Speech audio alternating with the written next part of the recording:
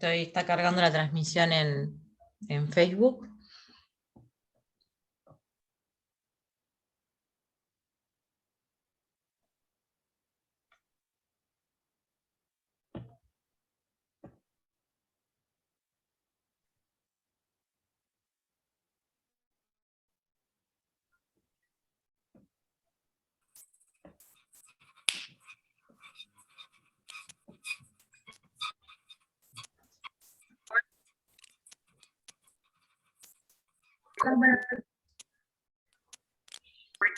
Por favor, ¿pueden ir desconectando los micrófonos? Están entrando los participantes. Digo, las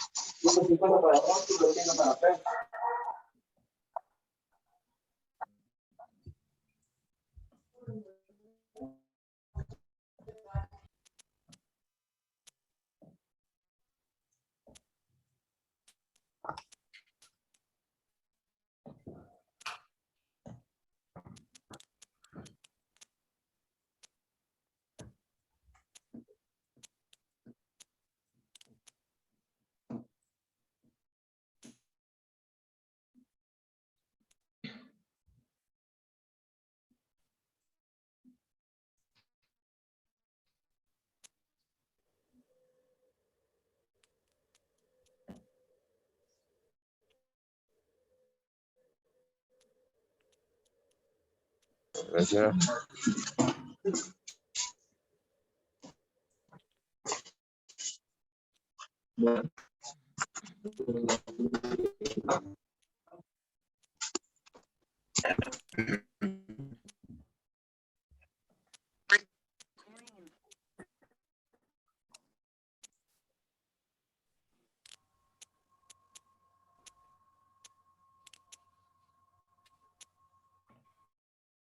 Buenas tardes, por favor, cuando ingresen, apaguen los micrófonos. Hay algunos que están entrando con el micrófono activado.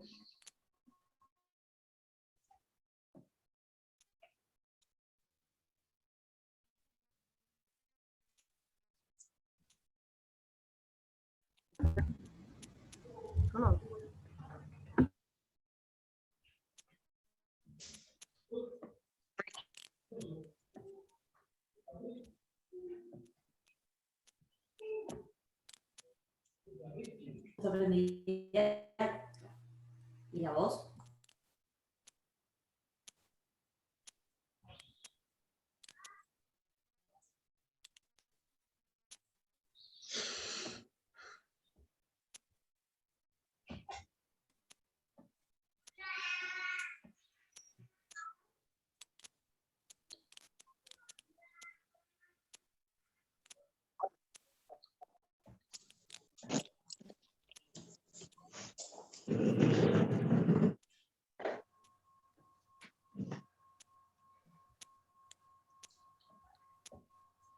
Pepe, ¿estás ahí? Sí, estoy. Bueno, podemos dar comienzo. Cuando tú me digas, hago la presentación. Sí, está todo listo. Puedes empezar.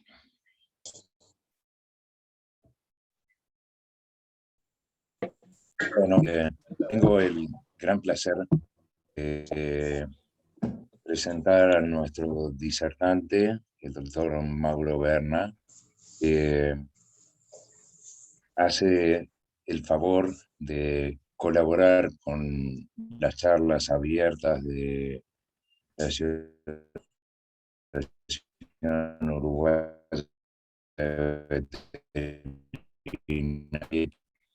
Entonces voy a tener que resumir un poco. El doctor Mauro Berna, que se recibió en la Universidad de La Plata, con medalla de oro, ejerció medicina deportiva equina, hizo una residencia en la Universidad de Minnesota. Obtuvo su titulación en el Colegio Americano de Cirujanos Veterinarios. Posteriormente, el Master Science por investigación en alimentos, y actualmente ejerce la cirugía en la clínica veterinaria del hipódromo de San Isidro. Creo que como introducción es más que suficiente. Antes de que comiences, Mauro, el agradecimiento enorme y el orgullo de ser colega y amigo tuyo. Mauro, estamos escuchando. Muchísimas gracias, Pepe. El placer es mío colaborar con la Asociación Uruguaya de Veterinaria Equina. Bueno, bienvenido a todos los colegas que se van sumando de a poco. Fíjense los micrófonos de poder cortarlo, así no hace un ruido de fondo. Pero bueno, la idea de hoy es un poco conversar sobre una problemática que enfrentamos todos aquellos que trabajamos con equinos, que es el manejo de las heridas. Ay, puse acá en la compu, boluda.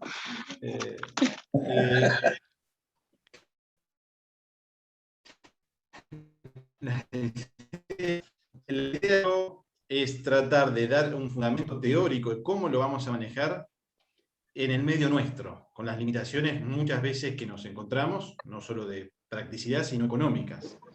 E ir viendo las bases, como les mencionaba, del manejo de la herida. Hay mucho ruido de fondo. Vamos a seguir.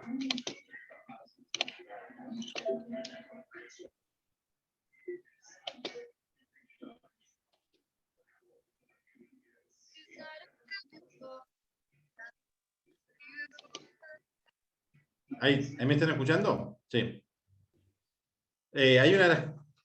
Los caballos se asocian muchísimo a los traumas, y en parte es por las condiciones al tipo de deporte y actividad a lo que nosotros los sometemos. Por ejemplo, saltos, carreras y demás. Estas actividades hacen que los llevemos, no sé por qué no avanza, los hagamos movilizar en transporte a muchos todos los fines de semana. Entonces la subida, la bajada, los accidentes suceden todo el tiempo. Esto hace que estén muy predispuestos a distintos tipos de trauma y de cortes y demás. Y además, si nosotros ponemos un alambre y un caballo, se van a encontrar indefectiblemente. Parece mentira, pero si hay alambre, los caballos tienden a saltar, tienden a quedarse colgados, tienden a cortarse. Por eso mismo es que vivimos lidiando con esta problemática tan frecuente. Heridas hay muchísimas, y de todos los tipos. Y la idea no es presentar casos aislados y contar cómo lo manejamos cada uno, sino la idea de esta charla es ir a las bases de cómo podemos llegar a pensar estas heridas para poder manejarlas nosotros y no tratar de repetir lo que se comentó en aquella charla si nos coincide justo con este caso. ¿Por qué? Porque hay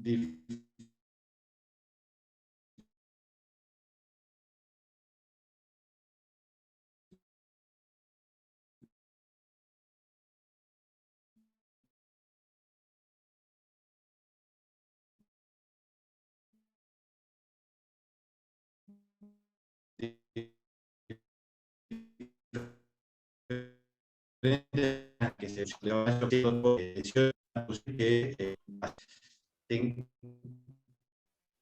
paremos un poco antes de ir directo a la herida y veamos cuál es el estado general del paciente, del caballo.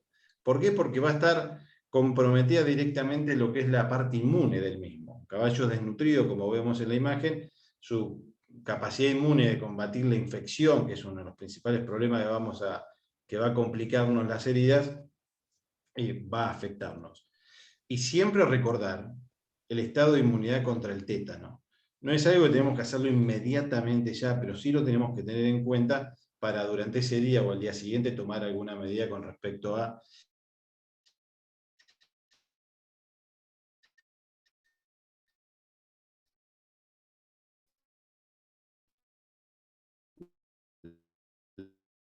inmunidad.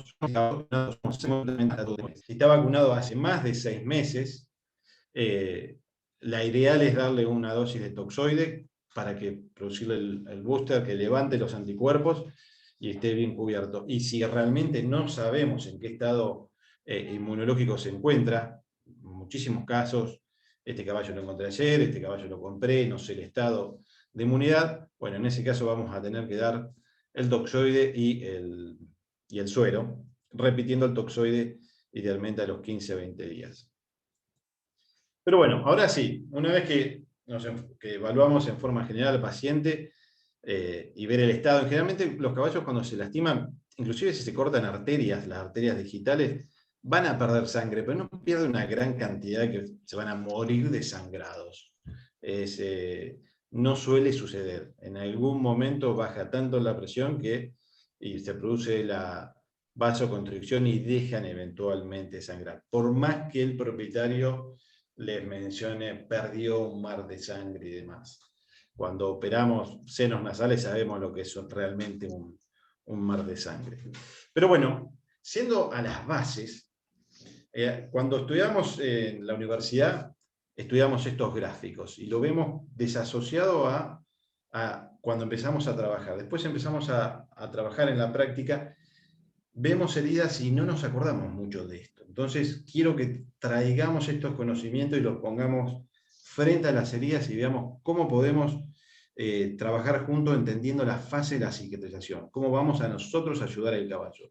Los caballos, como el humano y los animales domésticos, tienen la tendencia de cicatrizar. La idea, está todo armado para que cicatrice. La idea es que nosotros lo podamos ayudar y no ir en contra. Entonces, el principal objetivo de esta charla es demostrar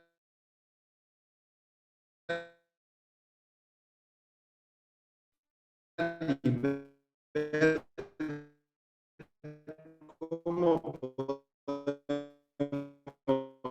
de las 3 grandes fases que se ven desde el punto de vista histológico, más que nada en las heridas, una fase inflamatoria aguda, que es ni bien se produce la lesión,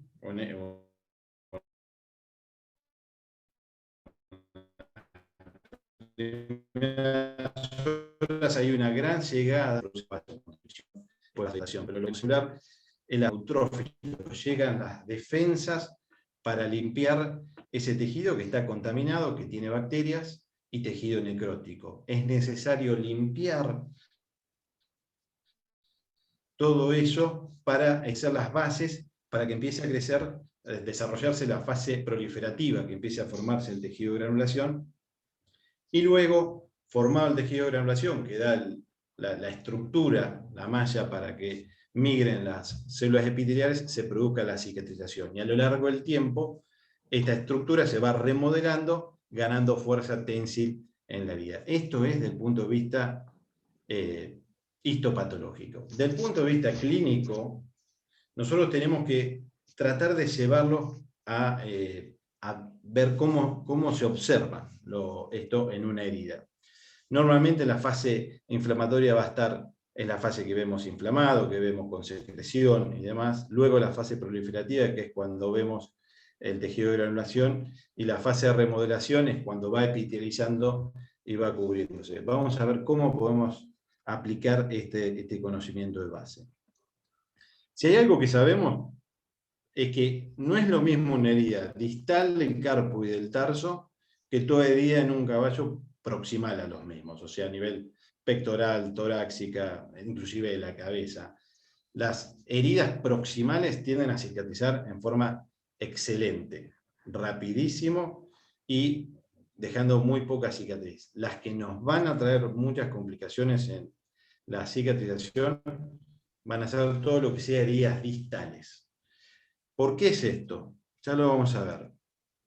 También se ha visto que hay una gran diferencia entre la capacidad de cicatrización de caballos versus los ponis.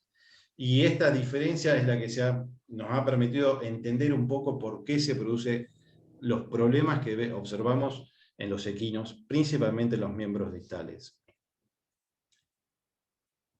A ver si me avanza. Hay un estudio muy interesante hace ya unos cuantos años, por la doctora Wilkins, que lo que hicieron fue, sabiendo que había una diferencia entre los ponis y los caballos, realizaron heridas controladas en la región del metatarso del caballo y del pony y en la región de la grupa de los mismos. Tomaron fotos, tomaban medidas de las mismas y evaluaban la cicatrización comparativa. En el primer par de imágenes, sobre la imagen izquierda, H de horse, y va a decir el metatarso al día 7, y va a comparar con la del pony. El pony también en la región del metatarso con el día 7. Todas las lesiones al principio se van a agrandar con respecto a la herida original. Pero en el caballo va a tender a formar una gran cantidad de tejido de granulación rápido. Si vemos acá en el pony, todavía en la región central, mantiene hueso expuesto de la región del metatarso, y al día 7 ya en parte el del equino lo ha cubierto. Sin embargo, a las 2 semanas, el del equino, fíjense cómo mantiene todos sus surcos con secreción purulenta. Está en una fase todavía inflamatoria, combatiendo la infección local, mientras que el pony ya a los 14 días empezó a desarrollar un tejido de granulación mucho más homogéneo, rosa, plano, sin surcos ni tanta secreción como presenta el equino al día 14, el caballo. Al mes, la lesión del caballo, fíjense que sigue del lado izquierdo, con una gran cantidad de secreción, de surcos, con infección.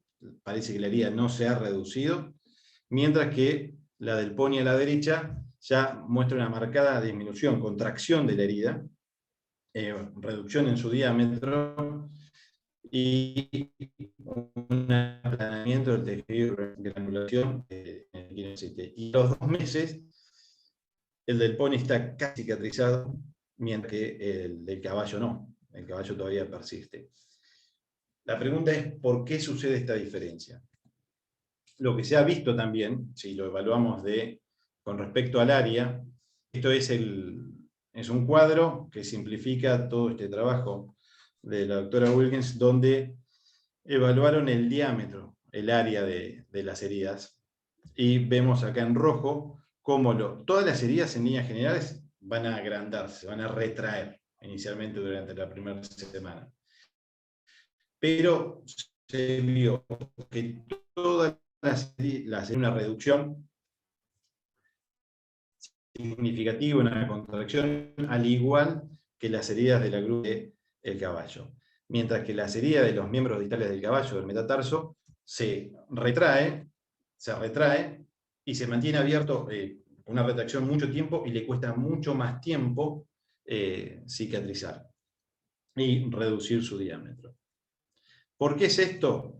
Bueno, el pony y la región proximal del caballo respetan las curvas que nosotros vimos. Una curva de fase inflamatoria, proliferativa, con una contracción de la herida y una proliferación. ¿Cuál es el problema de las heridas de los caballos y cómo manejan las heridas? La fase inflamatoria del caballo es poco eficiente, no tiene una gran capacidad de enviar a sus neutrófilos, a sus células, a limpiar el tejido necrótico, a eliminar las bacterias en forma tan eficiente.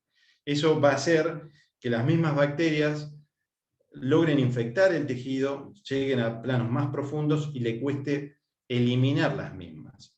Así se va a establecer una respuesta inflamatoria que, en vez de ser, como normalmente tendría que ser, bien elevada, fuerte, potente, que limpie para que empiece la síntesis en forma eficiente del tejido de granulación, va a ser más plana, más lenta, más ineficiente, y así se va a persistir en el tiempo. Y es lo que veíamos en las fotos, con secreción que continuaba a partir de las heridas, afectando el tejido de granulación.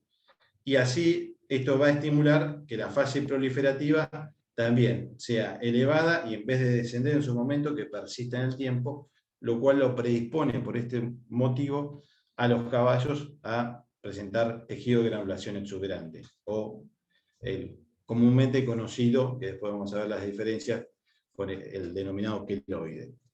Entonces, ¿cuál es el problema de los caballos? Es que tienen una muy mala respuesta inflamatoria de limpieza. No son buenos limpiando la herida. En estas dos imágenes del lado izquierdo vemos histopatológicamente la herida del metatarso de un caballo y a la derecha del glúteo del pony. Esto es a la semana posterior a la herida. Vemos claramente la diferencia en la concentración de células mucho menor en la imagen del lado izquierdo comparado con la imagen del pony. O sea, los caballos envían, como mencioné, menos células, van a limpiar, van a eliminar mucho menos el tejido necrótico y principalmente no van a poder eliminar bien las bacterias, dándole el tiempo necesario a que éstas se penetren más en los tejidos y sea mucho más difícil su eliminación. Es acá donde nosotros tenemos que ayudarlo al caballo, donde más vamos a ayudarlo va a ser en esta fase.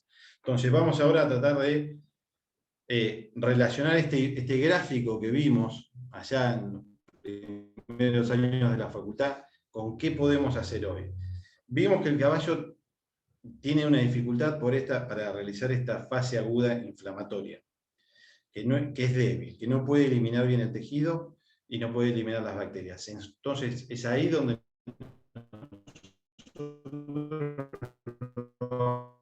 vamos a ayudar. Vamos a hacer cómo puede ser él por sí mismo, de forma deficiente.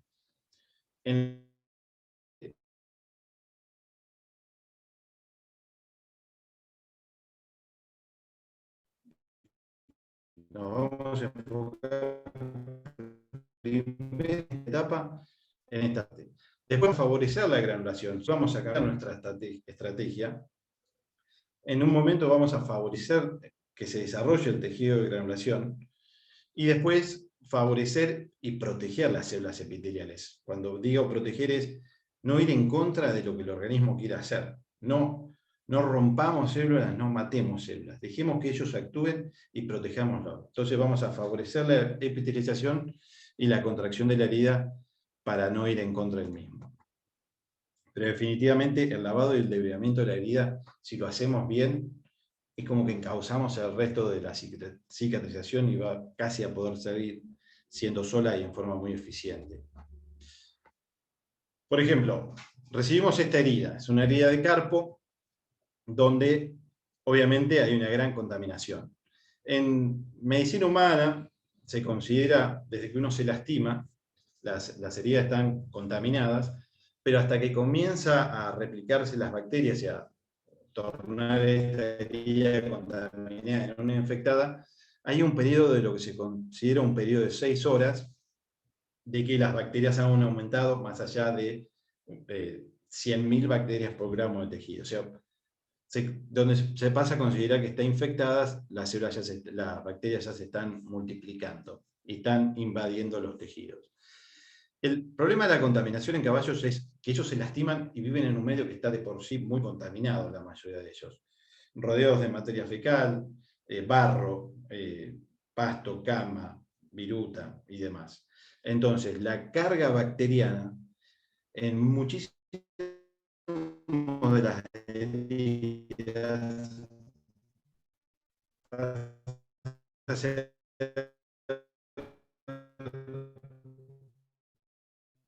significativamente las heridas no existen. Entonces, lo que nosotros primero vamos a ayudar es a remover la contaminación grosera. Si nosotros vemos bosta, pasto, viruta, tierra y demás, vamos a sacarla y la podemos sacar directamente con agua de la manguera. Agua potable es el ideal para lavar. Y vamos a usar algún tipo de gasa suave para ir removiendo la basura o la contaminación grosera. Ahora,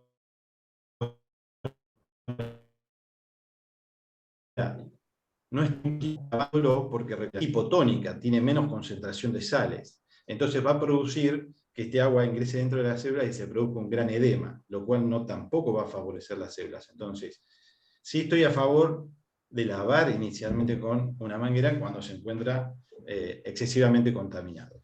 No usar cepillos abrasivos, solo con gasas. No vamos a nosotros producir más trauma, por favor, en la piel, ni meter más bacterias más profundas. Es muy importante pelar la zona. Yo veo muchas heridas que a veces son manejadas sin pelarlas. Y No, es una por la día. ventaja que, Yo estaba, mirá, la ventaja que tiene... Estaba en el Zoom. Te distrae un poco. La ventaja que tiene pelarla es que nos va a permitir evaluar si hay algún tipo de heridas, por ejemplo esta que está acá arriba, que esté comprometiendo una articulación y que no veamos por la cantidad de pelo. O sea, siempre vamos a pelar alrededor.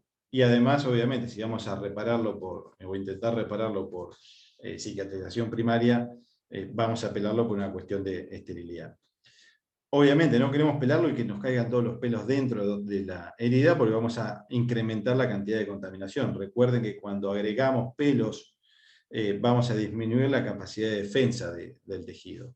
Lo mejor es poner gel que sean hidrosolubles, o sea que después los podamos, lubricantes que sean hidrosolubles, que los podamos lavar con nuestra solución una vez que ya pelamos. O sea, ellos se van a pegar al lubricante y después los lavamos a los pequeños pelos. Una opción es este tipo de geles, que son estériles, ideales, pero no siempre los tenemos a mano. Esa es la realidad.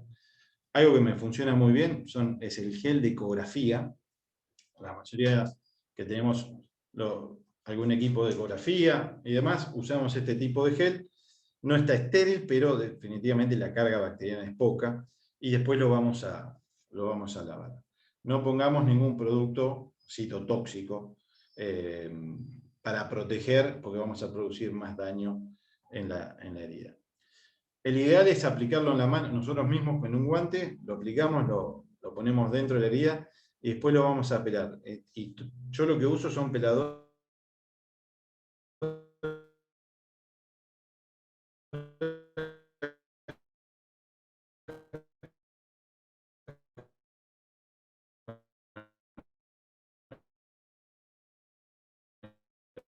peine número 40, y va a complicar la cicatrización. Y después de pelado, vamos a empezar a lavar y remover ese gel. Una vez que sacamos la contaminación grosera, que inclusive que lo pelamos, tenemos todo bien, vamos a seguir ya ahí a lavar la herida con una solución fisiológica ya isotónica. Lo importante es que sea isotónica para no producir el edema que le estaba mencionando que podemos producir con la manguera. Ahora, ¿a qué presión? Se ha estudiado que el ideal es que sea una presión moderada, entre 7 y 15 es la unidad PSI, que es una unidad de presión, por pounds, que es una unidad por square inch. Es una denominación americana de presión, pero básicamente lo que evaluaron es que esto se logra utilizando una jeringa de 35 con una aguja de 19 o de 18. Con solución fisiológica vas a poder aplicar una presión que va a ser lo suficientemente efectiva como para lavar, pero no lo extremadamente fuerte como para meter la bacteria dentro de los tejidos más profundos. Entonces tenemos que tener cuidado con el tipo de presión.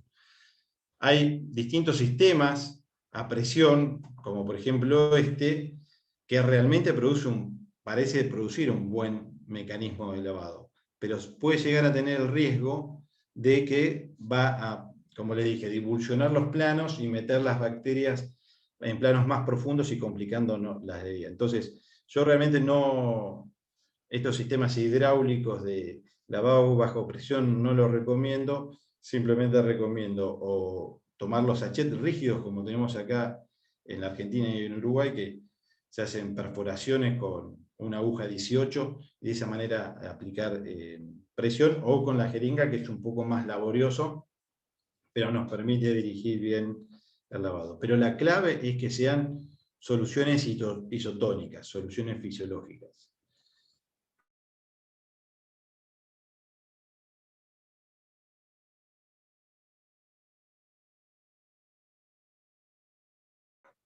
Que es controversial. Hay ciertas diluciones que no son citotóxicas, por ejemplo el yodo solución al 0,1 o la clorhexidina al 0,05, que es lo que describe muchísima bibliografía. Pero esas no son citotóxicas y son bactericidas in vitro, cuando ponen dentro de un tubo, in vitro con las células no las mata y mata la bacteria, pero en la vida real, en la herida con tejido necrótico in vivo, se inactivan y ya no son bactericidas. Entonces estamos agregando un producto que no está cumpliendo ninguna función, porque frente al tejido necrótico se va a inactivar. Y si incrementamos la concentración para que sí sea bactericida, nos comienza a producir más tejido necrótico.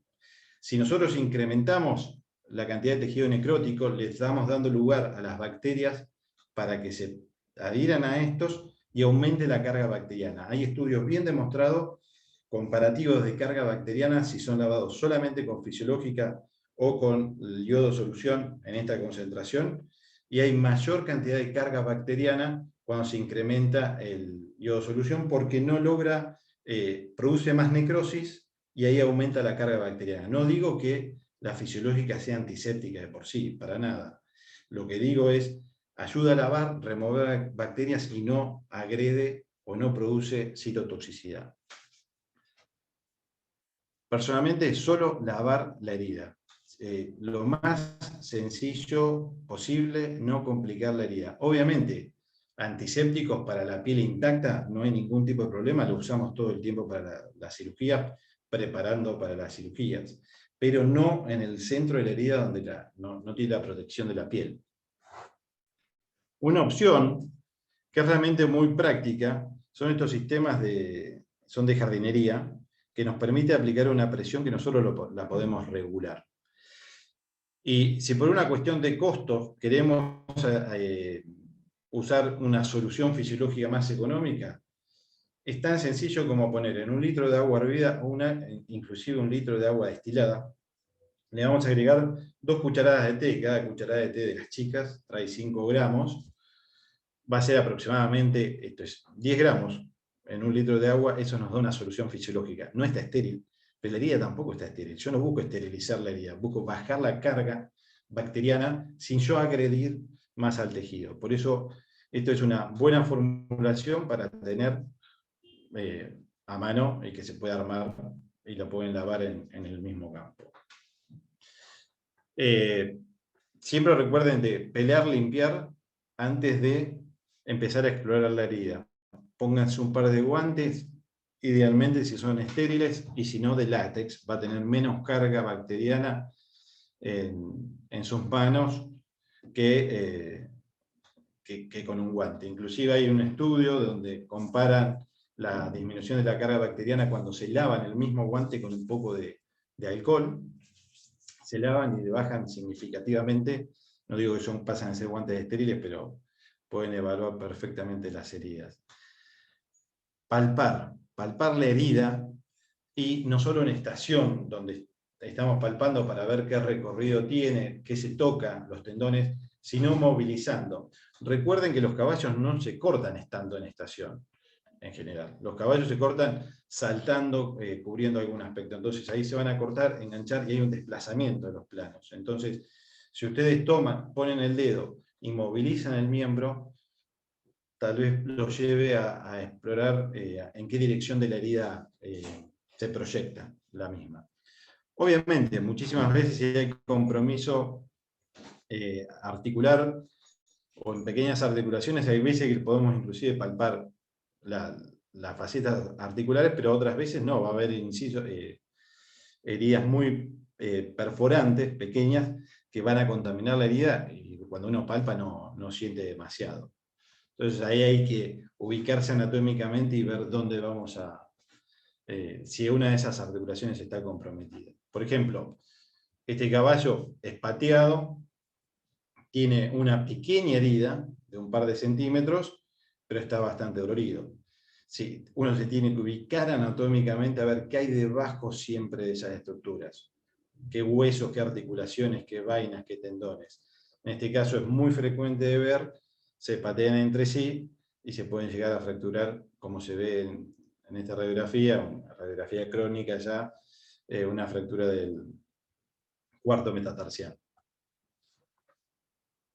Si tenemos sospecha, si está en la región de haber comprometido una articulación o una vaina o una bolsa sinovial, esto yo lo que siempre digo es que sean proactivos.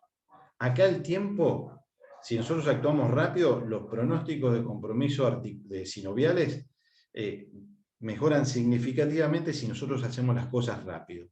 Si nosotros le dejamos una infección, las bacterias se establezcan en la articulación y solamente le doy algún antibiótico por las dudas, para cuando el caballo empieza a veces con mucho dolor, ya el tiempo ha pasado y la capacidad de respuesta del mismo, de tener éxito, va a ser mucho más baja. Entonces, ser proactivo, no esperar y decir, ojalá que no la haya comprometido la articulación. Yo voy a ir a ver si está comprometido o no. A veces, es cierto, las condiciones no pueden ayudar, estás en el medio del campo y demás. Bueno, hay que llevarlo a un lugar limpio, con limpieza, pelarlo, limpiarlo y con técnica estéril poder abordar la articulación y determinar efectivamente si está comprometida. La mejor manera que existe es, por un lado, anatomía, saber tener bien claro cuáles son los recesos sinoviales de la articulación o de las vainas que nosotros podamos abordar. Obviamente, vamos a abordar las estructuras sinoviales en un punto distal a la herida. Nosotros no vamos a meter una aguja por la zona, por ejemplo, que potencialmente estaba comprometida la vaina, no vamos a meter una aguja en la zona de la herida, vamos a buscar un receso distal para no arrastrar nosotros la infección y producir nosotros una infección que potencialmente no existía. Una vez que vamos a meter la aguja, muchas veces cuando está comunicado no va a venir líquido, por la pérdida del líquido hacia afuera. Lo que vamos a distender la articulación o la estructura sinovial. La vamos a distender, que va a actuar como un globo. Si es capaz de mantener presión y obviamente no salir por la herida, luego vamos a desacoplar la aguja de la jeringa y si sale el líquido con presión, vamos a tener la tranquilidad que esa estructura sinovial está intacta, que no está comprometido. De todas maneras, como muchas de las heridas están cerca, separadas realmente por una membrana de la cavidad sinovial, yo particularmente le inyecto siempre unos 500 miligramos de amicacina. O sea, para eso los tienen que tener listos. Ustedes tienen que haber limpiado, pelado, técnica estéril, ahí sí desinfectado sobre la piel sana con Pervinox, alcohol, técnica estéril con guantes, tomar si es posible una muestra y distender la articulación. Si no está, directamente inyectan el antibiótico y se terminó. Si llega a estar, yo lo que particularmente hago es inyecto antibiótico y después hablo con el dueño para plantear las distintas opciones que tenemos, que da para otra temática, que incluye lavar la articulación, idealmente por artroscopía, para evaluar si hay cuerpos extraños y demás, remover la fibrina. Si por una cuestión de limitaciones económicas o de facilidades donde está el caballo no podemos, definitivamente lavarlo en ese momento. Es más importante un buen lavaje que cualquier antibiótico sistémico de amplio espectro. Lo más importante es lavar. Obviamente también vamos a sumar perfusiones regionales y también vamos a sumar antibióticos de amplio espectro, pero es crítico lavar, remover las bacterias. Recuerden que si tenemos una cuestión es cuando tenemos una herida aguda, la articulación está en muchos casos francamente abierta, distendemos y sale el líquido. Pero si han pasado unos 5, 6 días, 7 días, posiblemente ese pequeño orificio en la estructura sinovial, ese defecto en la membrana sinovial, va a estar obliterado por el tejido de granulación. De esta manera, ustedes le van a distender y no va a salir líquido por la herida, inclusive es capaz de mantener presión. Eso no significa que no haya estado comprometida, significa que se cerró el orificio, pero ya las bacterias y la contaminación están adentro. Para eso les va a ayudar muchísimo la citología. La citología nos va a diferenciar entre lo que es una articulación o líquido sinovial de una articulación normal, de un proceso inflamatorio aséptico o de un proceso inflamatorio séptico. Recuerden, cuando tenés un proceso, una herida cerca de una vaina, por más que no la haya comprometido, hay un gran influjo de células inflamatorias, mediadores, citoquinas, que van a incrementar la cantidad de células dentro de la articulación. Inclusive, vasodilatación va a aumentar las proteínas.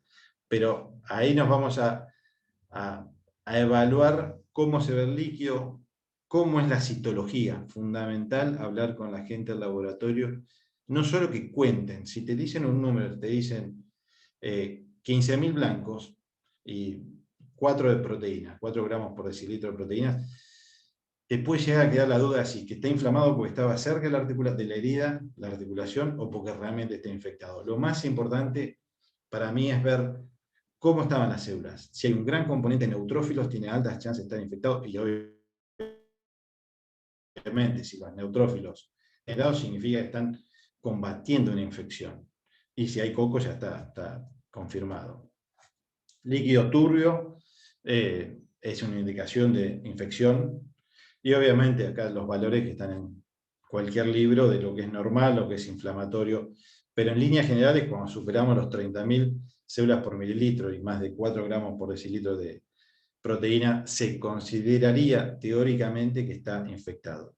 Como les dije, el estado de los neutrófilos.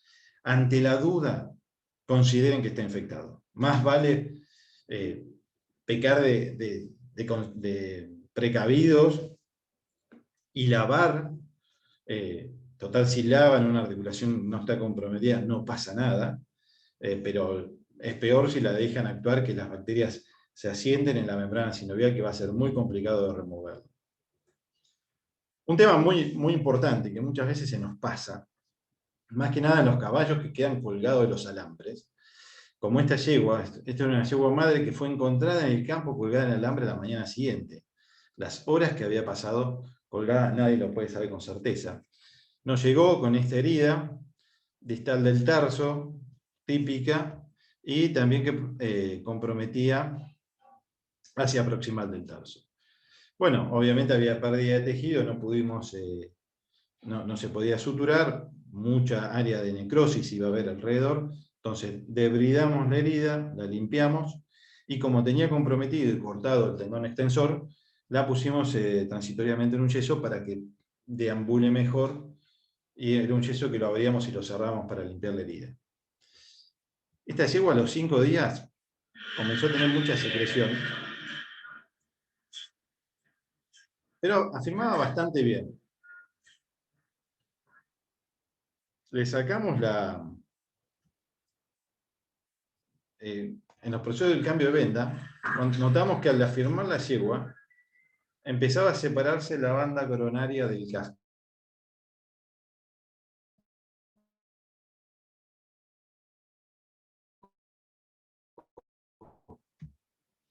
A la izquierda, y había una separación neta.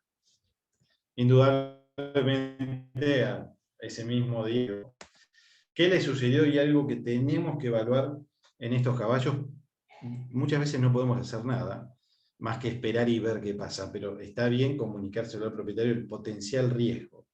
O sea, ya no es una herida sencilla, pero pudo haberse, en este caso puntualmente se estranguló la arteria, se estrangulaban las arterias principales con el alambre, se sufrió una trombosis y a posteriori una necrosis. El caballo, la yegua, apoyaba perfectamente bien porque estaba inicialmente necrótico, no sentía absolutamente nada. Después iba a comenzar a sentir dolor.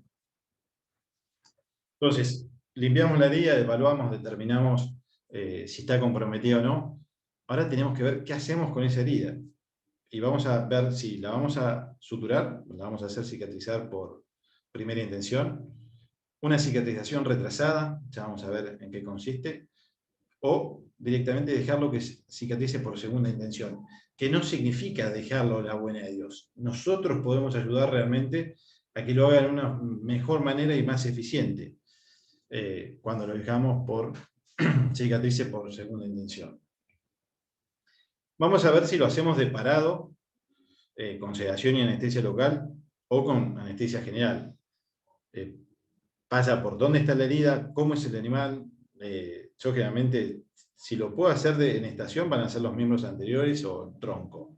Pero miembros posteriores, realmente, si tengo que hacer por primera intención, suturar y demás, prefiero directamente anestesiarlo en cualquier lado en el campo, no hay problema, pero vas a trabajar mucho más rápido, más limpio y más seguro. Estar ahí con que se mueve, que las suturas van para todos lados, que tocan el otro miembro, para mí no es conveniente. Después, una vez que terminemos, en este caso, de suturar, si vamos a hacerlo por primera intención, ¿qué le vamos a poner? ¿Le vamos a poner una venda o un yeso? Y esto es para que estemos preparados.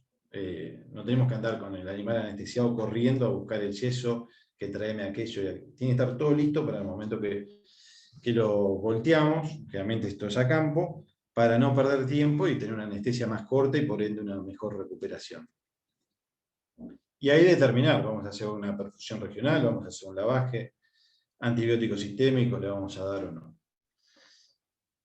Cicatrización por primera intención, bueno, es la típica sutura de herida, luego que lo lavamos, lo debridamos y que no tenemos pérdida de tejido. La clave es esa, que sea una herida reciente, con mínima contaminación, bordes netos y que no haya pérdida de tejido, que no tenga tensión. Si nosotros le ponemos mucha tensión a la piel, definitivamente va a sufrir isquemia.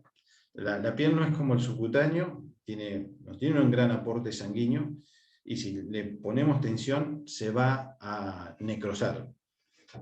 Muchas veces inclusive se necrosan de todas maneras por el tipo de trauma. Una cosa es una herida cortante como en esta, se cortó con la punta de un elemento filoso, y otro es cuando es por desgarro, que se arranca y se hace tipo un 7. Ese corte se produjo elongando vasos sanguíneos. Entonces inicialmente se va a ver bien, pero a los 5 o 7 días esos bordes de piel se van a necrosar y se va a abrir la herida, que es el momento donde mayor debilidad de la sutura va a existir. Y no es que nosotros podamos hacer algo, porque esos vasos sanguíneos no sabemos si van a sobrevivir o no. Pero es muy importante que le expliquemos y le avisemos al propietario. Mira, la suturamos, pero posiblemente entre 5 y 7 días se pueda llegar a abrir, sufrir dehiscencia la herida. Porque los bordes se pueden necrosar y puede suceder. De esa manera vos, al avisar que eso puede suceder, cuando suceda, no va a sorprender a nadie y no van a considerar que fue una mala técnica, que suturaste mal. La sutura puede estar perfectamente hecho, pero está anclada en tejido que se va a necrosar. Entonces no hay nada que lo pueda soportar. En casos de que siempre no permitir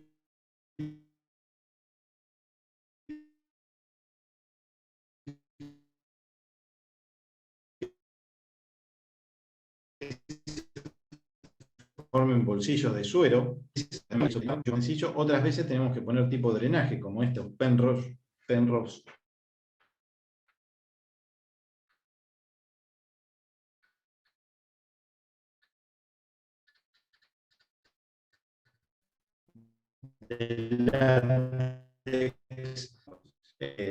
nosotros lo perforamos, vamos a disminuir la superficie por la cual drena, entonces afectamos su capacidad de drenaje. Nunca colocarlos a través de la herida, es una tentación muy grande de aprovechar que tenemos la herida y sacarlo por la parte distal de la herida, es nuestro punto más débil, las heridas. Entonces vamos a crear, como en esta imagen, una pequeña incisión y sacarlo por debajo, poner un punto arriba para que se mantenga estable y ahí suturar los planos superficiales y después se corta ese punto y podemos remover el drenaje. Obviamente en zonas de declive, fundamental, cuidado de no suturar y enganchar con la sutura el drenaje, y remover no puede vivir eternamente. Un drenaje no deja de ser un cuerpo extraño, se saca entre los 3 y 4 días, cuando ya realmente no está cumpliendo su función, se coagula alrededor, se tapa de fibrina y lo único que hace es ser una vía de ascenso para las bacterias. Particularmente prefiero no meter cuerpos extraños porque van a bajar mi capacidad de defensa del organismo para no suturar tanto subcutáneo y fascia. Pero la fascia muchas veces la necesito para cerrar espacios muertos de músculos, principalmente en la región proximal. Recuerden que el músculo en sí, la parte muscular, no tiene capacidad de sostener las suturas. Lo que sostiene las suturas asociadas a los músculos es la fascia. Si van a suturen la fascia. No gasten demasiado tiempo en el músculo, que cuando tensionan se va a desgarrar. El subcutáneo tiene una gran ventaja, que es muy elástico. Entonces nosotros vamos a poder aplicar sutura con gran tensión y no va a comprometer tanto la piel, que resiste mucho menos la tensión. Pero definitivamente, si van a usar suturas por debajo de la piel, siempre usen suturas absorbibles para que no les genere, es una herida contaminada, si no les va a generar una fístula, le van a tener que volver a posteriori a sacar, le va a quedar un trayecto fistuloso, se les va a complicar. Monofilamento es el ideal, a veces es lo que no siempre uno lo tiene, es por la capilaridad y evitar que por la capilaridad penetren mejor las bacterias. En el caso de monopiel tiene una ventaja, que se reabsorbe relativamente rápido. Pero lo que más nos interesa son las suturas de piel, sean monofilamentos, en este caso es prolene, polipropileno, puede ser tanza, sí, puede ser tanza. La ventaja de esta sutura es que ya viene incorporada con su aguja, idealmente tiene que tener filo, si es punta redonda van a renegar muchísimo.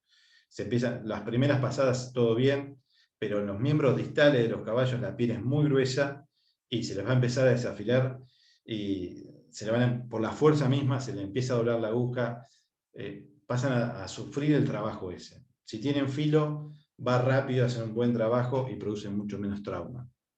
Idealmente suturas 0, 1 o 2, bastante gruesas. En cirugías programadas, artroscopías y demás usamos 2-0, pero acá generalmente hay más tensión que en los casos de cirugías programadas. Muy sencillo, ¿cuál va a ser la secuencia para evitar que se nos formen lo que se denomina orejas de perro, que es básicamente que nos sobre de un lado más que del otro? Siempre comiencen con el centro de la herida. No empiecen de una punta a la otra en este tipo de heridas que obviamente no son cortadas con un bisturí, son irregulares. De esa manera van a ir pudiendo cerrándolo en forma parcial. Y luego la parte que separaron la van a dividir en dos y así van. Van a usar suturas de tensión, inicialmente siempre suturas de tensión, para poder abrir los bordes, traerlo en tensión. Yo la sutura que más uso es esta, bien sencilla, su nombre lo dice claramente, cerca, lejos, lejos, cerca, entra cerca de la herida, sale lejos, cruza, vuelve a entrar lejos de la herida y sale cerca. De esa manera, los brazos externos van a bancar la tensión de la herida y los internos van a posicionar bien la piel sellándola. Es una muy buena sutura que normalmente la uso en los puntos donde yo veo que hay más tensión. Una vez que no hay tensión, ahí puedo ir con el punto simple, inclusive a veces puntos sin cruz, que me permitan a posicionar la herida y para permitir sellar la misma. Obviamente hay otras suturas que hacemos para liberar tensión, que es como las U verticales, con o sin capitones, y las U horizontales con o sin capitones. Normalmente lo que usamos de capitones, como se ve en la imagen de acá, debajo a la derecha, es pasamos la sutura de un lado al otro, pasamos a través de nuestro capitón y luego vuelve de un lado hacia el otro de la herida. Pasa de vuelta por el capitón y ahí se ajusta la herida. La desventaja, lo que usamos normalmente son de las guías de suero, los tubos los cortamos con una longitud de unos 4 centímetros aproximadamente, y eso evita que haya una compresión directa sobre la piel produciendo necrosis. Hay un muy interesante estudio donde evaluaron el uso de estos stents, capitones de silicona, que obviamente la ventaja que tiene con el capitón normal, el tubito que nosotros usamos de las guías, es que es mucho más ancho. Entonces la idea, la hipótesis es que va a distribuir mejor la presión sin producir tanta necrosis en el punto de entrada. Son las medidas que usaron de los capitones o el stent de silicona, y lo compararon con el stent tradicional, inclusive con un control que era la sutura. Y lo sometieron a pruebas biomecánicas, donde determinaron la presión. Acá abajo en la barra vemos que a mayor presión se torna más celeste a blanco.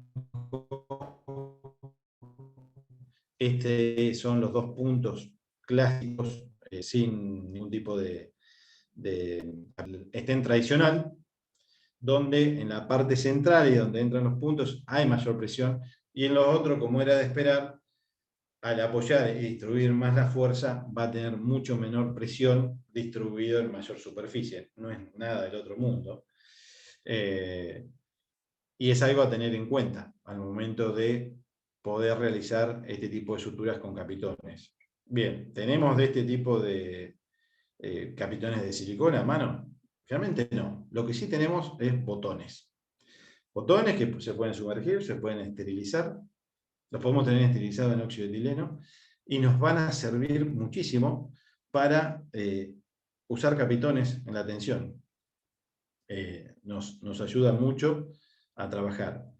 Y recientemente fue publicado esto en el Congreso de la ECFBC, como la ACBS, pero de Europa. Esta técnica, la verdad, muy original, donde usan los contenedores de la sutura, el plástico que rutinariamente tiramos, junto con una felpa y suturas bastante gruesas. ¿Cómo realizan ellos? Van a debridar, por ejemplo, en este caso, debridan la herida, le van a poner las suturas que pasan a través de las perforaciones que ya tiene los contenedores, van a ser en U horizontal, los pasan pero no los tienen ajustados, lo tienen presentados. Luego con las pinzas de campo reducen la herida y van a poner las suturas, como vimos previamente, cerca, lejos, lejos, cerca, o vertical y algunos puntos simples, y para minimizar la tensión sobre ello, ahí van a ajustar las suturas que pasan por debajo y están apoyados en estos plásticos que por debajo tienen el foam, esta espuma, que permite adaptar mucho mejor a la piel. Y la verdad han obtenido buenos resultados utilizando estos elementos que normalmente los tiramos. Otra de las formas de liberar tensión que realmente funciona muy bien son las incisiones paralelas a las heridas.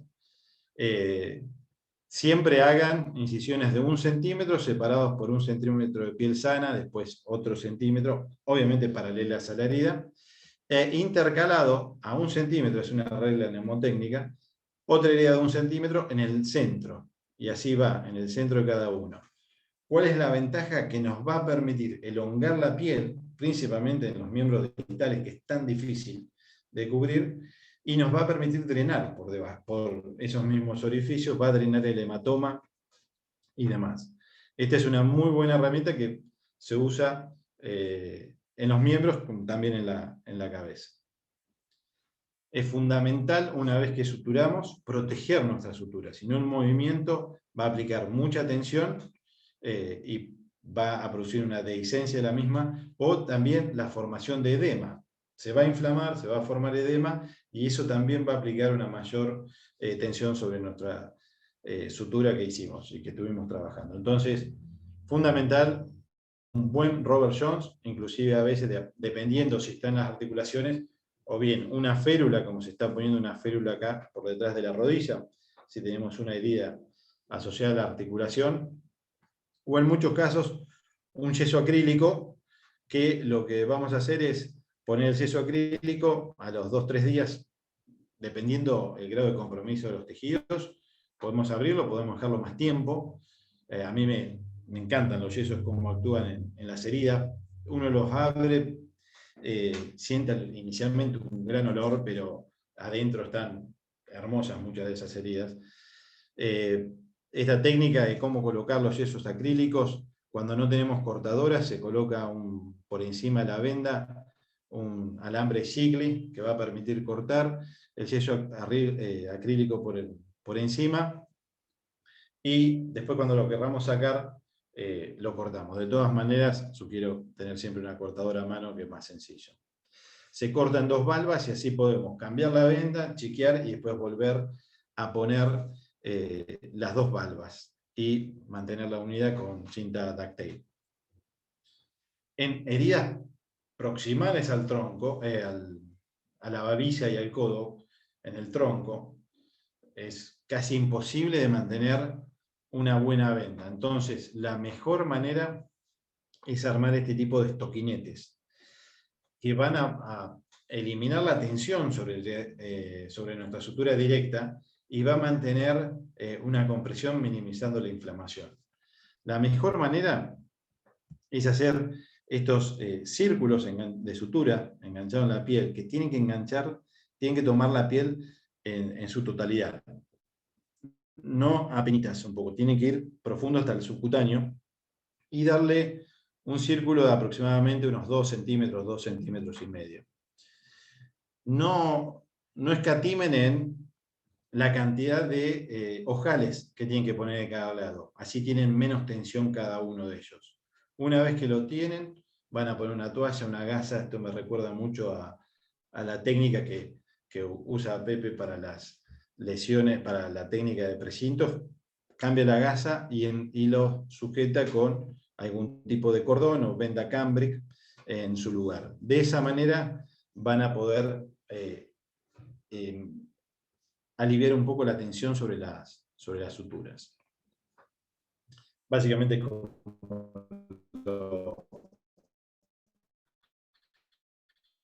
se puede manejar? Se pueden abrir seguramente.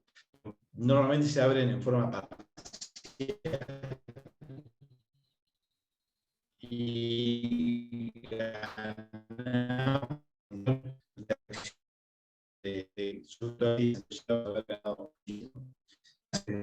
Pero que vemos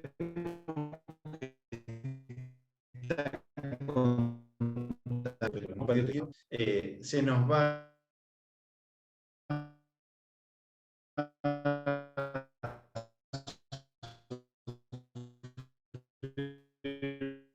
seguir debridando, limpiar, remover la contaminación y cuando vemos ahí ir y suturar, ir con la misma técnica de que la reparación parcial.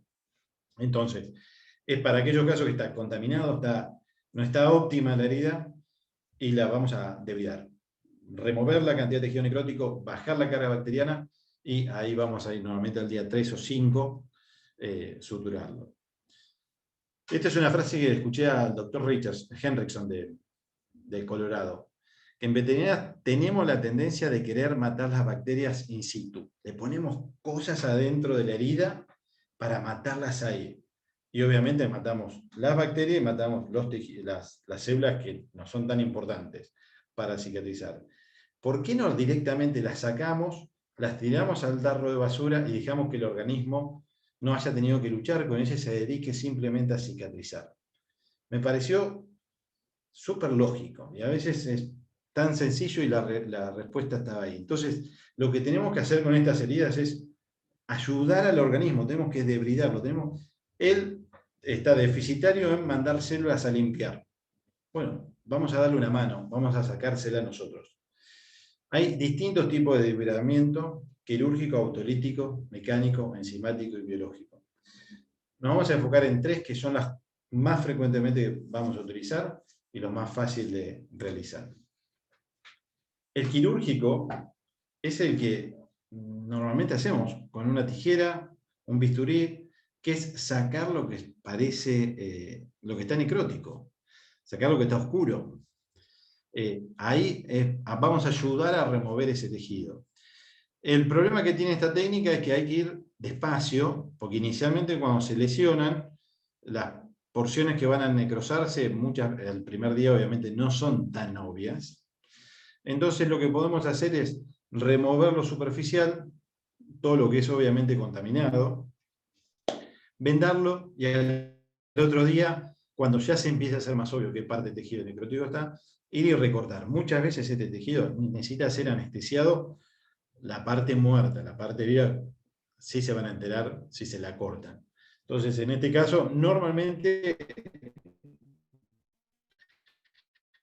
como es debridar, no hay que suturar nada, anestesia, sedación y anestesia local, troncular o en anillo, les permite trabajar perfectamente bien si el paciente colabora, obviamente. Entonces vamos a debridar con tijera o bisturí, limpiar todo lo que parezca desvitalizado y que esté groseramente contaminado.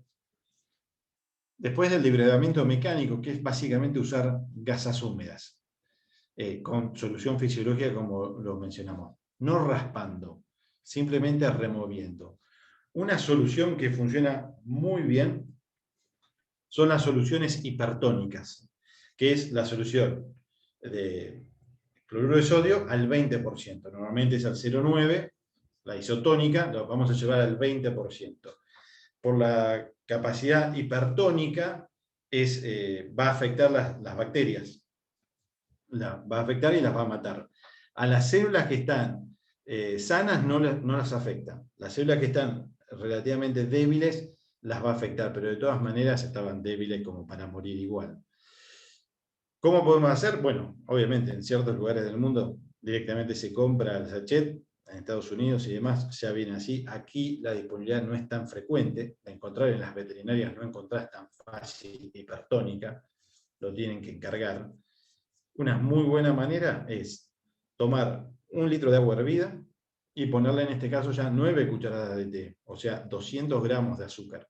Ahí lo vamos a llevar al 20%. Y ahí vamos a tener una solución hipertónica que nos va a servir para debridar, para lavar y debridar. Inclusive vamos a mojar esas gasas, la vamos a pegar mojada y vamos a poner otra capa de gasas de atrás secas. Estas se van a adherir al tejido necrótico y al día siguiente la vamos a remover con cuidado, realizando este debridamiento mecánico. Y nos vamos a ir llevando las bacterias y el tejido necrótico. Diariamente hagan esto junto con la debridación quirúrgica y lo van a ir limpiando.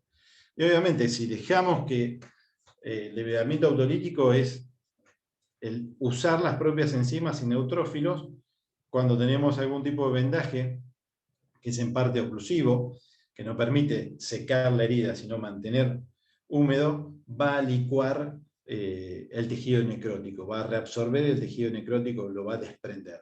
Es posiblemente el mecanismo más selectivo, que diferencia bien entre el tejido vivo y muerto, es el mecanismo natural. El que nosotros realizamos quirúrgicamente no es tan selectivo, por eso tenemos que nosotros tener cuidado, pero es más lento. La clave es mantenerlo vendado, que esté húmedo. No una sopa, no empapado en secreción, pero que esté húmedo. Eso nos va a ayudar mucho a ir limpiando la herida.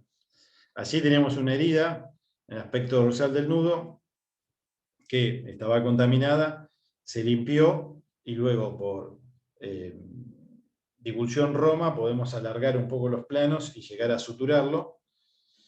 Y obviamente, al ser sobre una articulación, va a yeso directo, que no se mueva por unos 15 días, y cuando abrimos va a estar la herida unida. Podemos ir sacando puntos, no todos juntos, podemos ir sacando puntos intercalados, como para ir viendo cómo se transmite la tensión, y a los 3-5 días se remueve el resto de las suturas.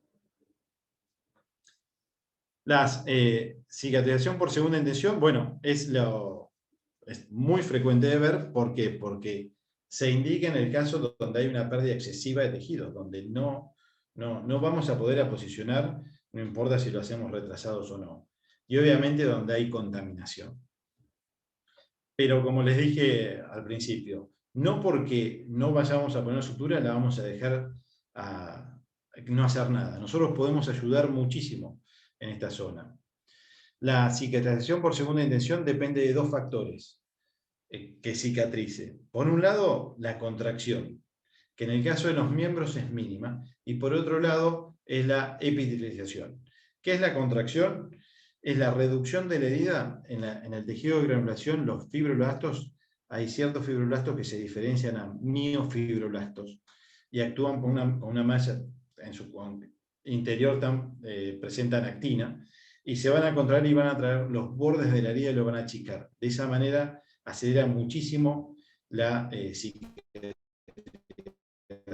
Nosotros tenemos que cuidar esos fibroblastos para que retraigan lo máximo posible la herida. No nos tenemos que agredir. Si nosotros lo agredimos, eso no va a ocurrir, nos va a quedar una herida así, crónica, grande y una cicatriz muy débil. Y el otro mecanismo es por epitelialización, que está caracterizado por el borde rosa de las células epiteliales que van queriendo cubrir el defecto del tejido. La diferencia, fíjense, de cómo cicatriza un miembro versus el tronco. En los miembros, la mayoría de la cicatrización va a depender de la epitelialización, hay muy poca capacidad de contracción. Mientras que en el tronco, tiene una gran capacidad de contracción la herida. Grandes heridas se achican significativamente y eso acelera muchísimo la cicatrización. Una herida, por ejemplo, en las regiones de escápula umbral, ya en 24 días, no solo tiene un mejor debridamiento natural, y que lo han ayudado mediante vendaje, sino que también tiene una gran capacidad de contracción. Ya a los 2 meses casi está cerrada y dejando una mínima cicatriz. Estas son las heridas que nos suelen hacer, inicialmente nos hacen quedar mal si le ponemos punto, pues se tienden a abrir porque son muchos por desgarro, porque hay un gran movimiento, es difícil inmovilizar, pero a lo largo los hacen quedar bien porque no quedan cicatrices. ¿Alguien me está? Esa línea no sé qué es. No sé qué es esta línea roja. Bueno. Lo importante y el concepto que tenemos que tener en cuenta cuando... a ver, María Lanfer me está escribiendo la presentación. Es mantener la humedad del ambiente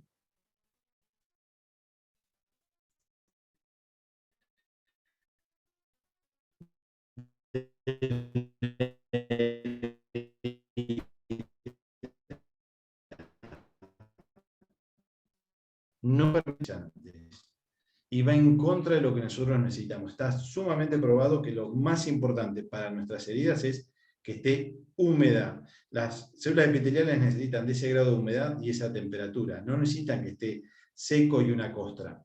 Ahí se van a cicatrizar mucho más lento. Todos los productos que deshidratan, no importa la marca, o sulfato de cobre, cal, realmente uno, cuando lidia con heridas de segunda intención, aparecen fórmulas mágicas todo el tiempo. ¿Por qué? Porque como tarda tanto tiempo, el dueño se empieza a frustrar. Y entonces empieza a escuchar distintas opciones de todos lados. Y todos tienen la fórmula mágica, pero nadie la tiene.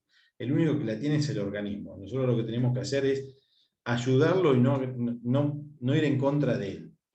La idea es mantener la herida hidratada para favorecer la granulación y la contracción de la misma. Un agente que realmente funciona muy bien es las gasas que tienen alginato de calcio. Son gasas que vienen impregnadas con el alginato. Acá yo consigo esta que es Restore, o dice Calcicare, es la marca. Pero son gasas 10x10 que tienen incorporado alginato y realmente funcionan muy bien. El alginato es derivado de algas marinas. Inclusive lo usaban los marineros antes para tratar sus propias heridas en los viajes con gran capacidad de cicatrización. Y además tiene calcio. El calcio favorece en la herida a la contracción por parte de los miofibroblastos.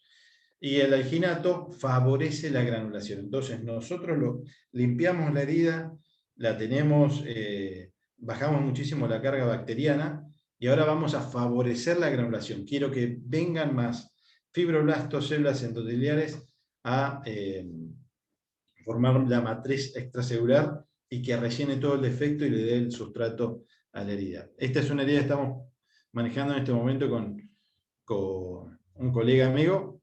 Este es un animal que se raspó, tuvo una fricción a nivel del nudo. Vemos cómo se ha desprendido la piel, pero ya toda esta región dorsal al nudo, de la articulación metatarsofalangeana en este caso, se encuentra acartonada. Entonces tenemos que debridar esa herida. ¿Cómo la vamos a debridar?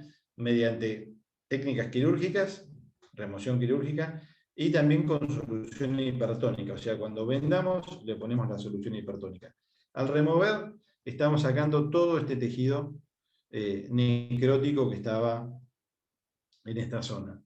Una vez que está la herida relativamente limpia, ahora vamos a pasar a la etapa de favorecer la granulación.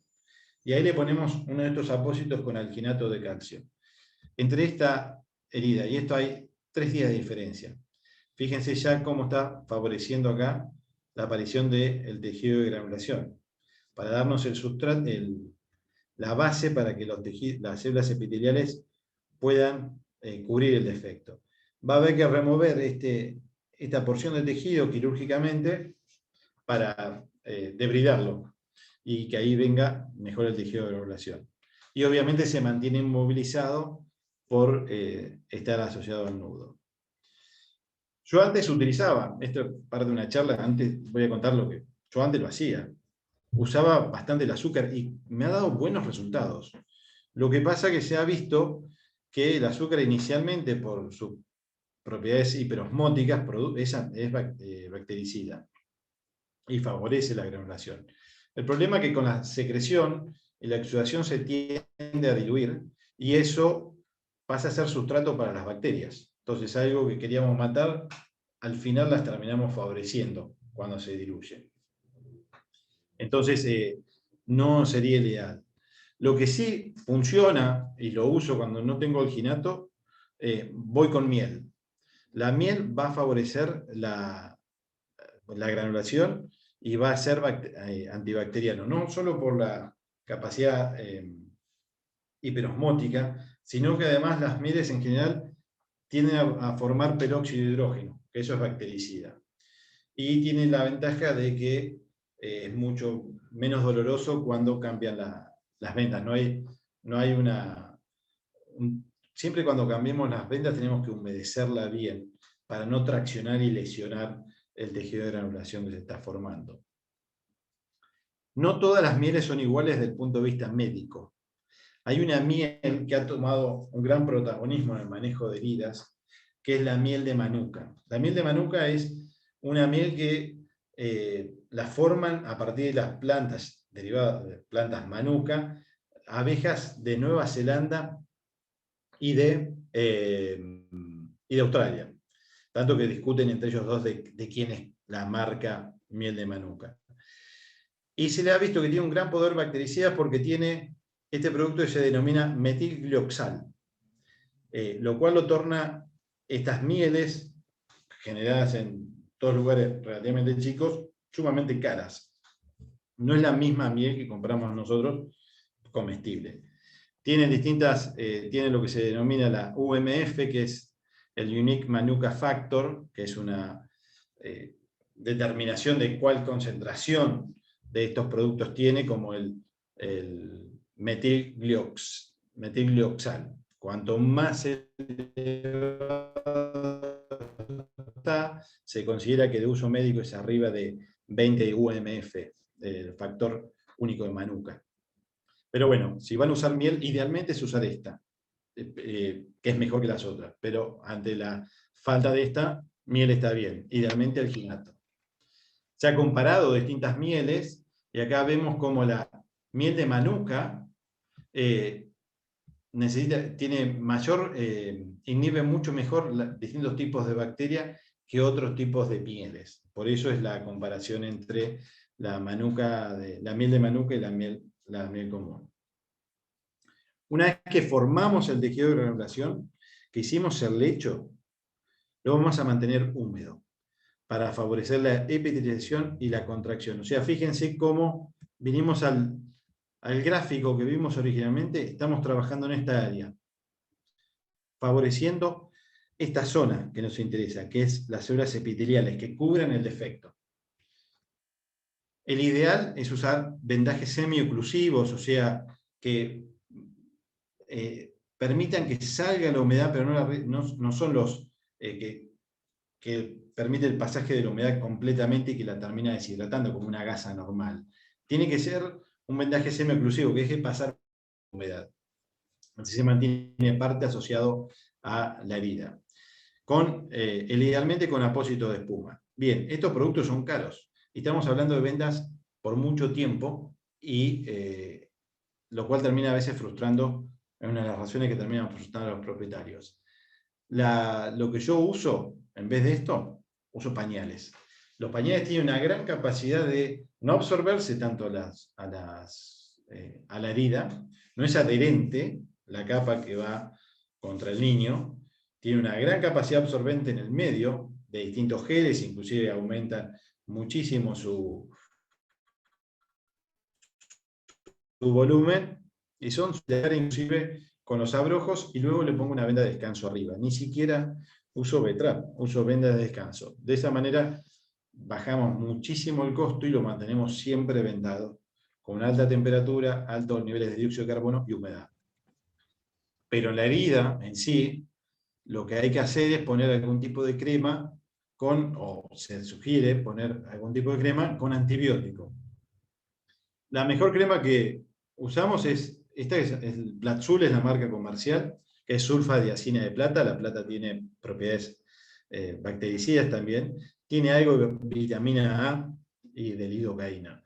La mayoría de las cremas que conseguimos acá, no sé cómo es el caso de Uruguay, pero generalmente tienen corticoides. Y el corticoide no está recomendado para esta etapa, porque nos va a afectar, y está bien probado, la epitelización. Sí, no va a crecer el tejido de granulación exuberante, pero nosotros queremos que no solo eso, que con compresión lo vamos a lograr, sino que no crezcan, que no afectar las células epiteliales que vienen creciendo. Está súper demostrado que la nitrofurazona no se recomienda. Se han hecho miles de estudios y miles de resultados que afecta la capacidad de las células epiteliales. Lo he usado, seguro que lo he usado. Pero si yo no lo hubiera usado y hubiera usado lo que estamos usando ahora, yo creo que hubiera cicatrizado mucho más rápido que con la nitrofurazona sola. No existe, poniéndolo en resumen, que no existe un solo tipo de vendaje para todo el proceso de cicatrización. Entonces, de acuerdo a dónde estamos, vamos a ir cambiando la venda. Cuando empezamos a tener una herida con infección superficial, tejido necrótico exudativo, esto es un resumen de todo, vamos a hacer vendajes con gasas que se adhieran a la herida, así cuando la sacamos podemos debridar con solución hipertónica. O bata, B-trap, o algodón, venda de descanso, algo que contenga, que absorba, pero que cuando lo saquemos lo podamos debridar. Obviamente, ¿qué tan frecuente? Cuanto mayor es la secreción, más frecuente lo tenemos que hacer. Cuando baja la secreción, normalmente cada 3, 4 días, hasta 5 días te puede llegar a andar bien, pero eso ya en las fases finales. Inicialmente es cada 24 o 48 horas. Una vez que limpiamos, ¿hay tejido de granulación? Si hay, vamos al vendaje semi-oclusivo. En mi caso particular voy al pañal con el Platzul. Si no hay, voy a fomentar para cubrir el defecto con vendas de alginato de calcio o con miel. Idealmente la de manuka. Pero bueno, me sale más barato comprar las vendas de alginato de calcio. ¿Qué hacemos en un caso de tejido de granulación exuberante? El famoso queloide, que en verdad no es queloide. Queloide se considera en humanos para esta formación de tejido de granulación, pero que está epitelizado, o sea, el humano presenta epitelios por encima. En los caballos es tejido de granulación exuberante sin presentar epitelio, por eso es la diferencia de queloide versus tejido de granulación exuberante. Pero por cuestiones prácticas muchas veces lo llamamos queloide. Nos llegan queloides de todo tipo. ¿Cómo tratamos este caso? Lo primero que tenemos, como les mencionaba al principio, tenemos que ver no solo el problema de la herida, en este caso de este paciente, sino tenemos que entender cómo llegó hasta acá. Indudablemente hay un mal manejo que no nos garantiza que si nosotros intervenimos, obviamente si intervenimos removiendo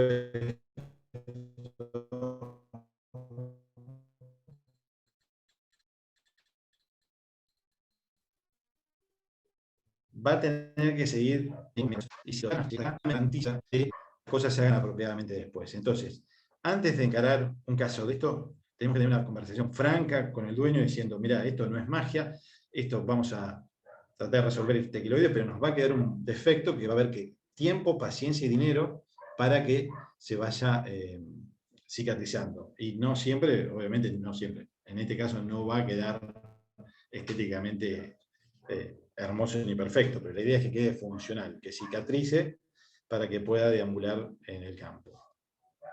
¿Cuál es la mejor manera de remover este sarcoide? Iba a decir queloide.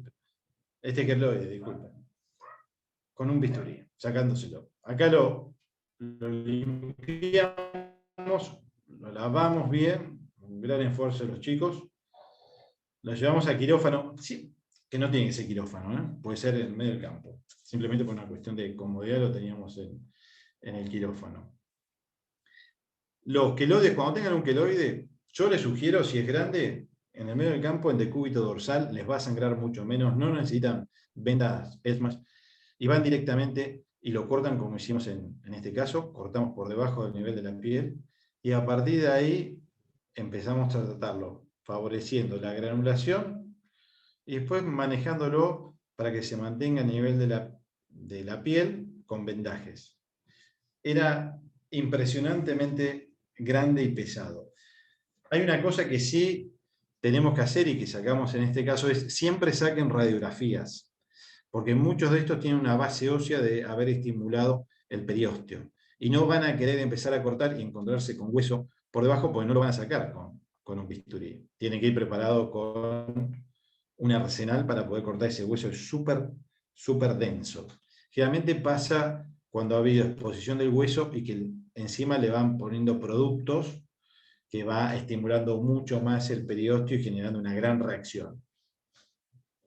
Entonces, lo mejor y más rápido no es ponerle sulfatos y productos así, es de un día al otro, en un momento se los sacás. Obviamente, si son más chicos, directamente los podés cortar en estación. Sangran mucho, pero siendo chicos no es problema. Recuerden que no tiene inervación, entonces hasta el borde ustedes lo pueden cortar, llevándolo hasta debajo del nivel de la piel. Y después, lo que yo hago es, inicialmente lo vendo con una gasa o bate Betrap para controlar la hemorragia. Betrap roja, así no da tanta impresión cuando trasuda sangre. Lo dejo 24 o 48 horas y si lo hago sacar con ducha.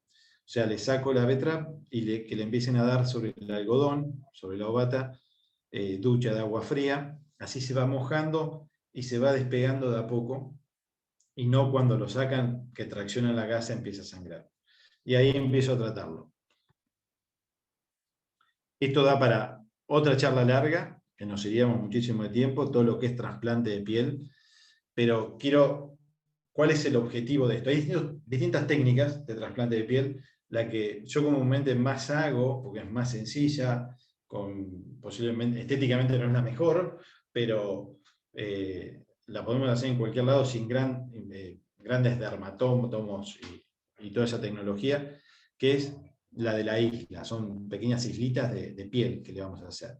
¿Cuál es la ventaja? En una herida normal, nosotros tenemos que la piel cicatriza desde afuera hacia adentro en forma centrípeta.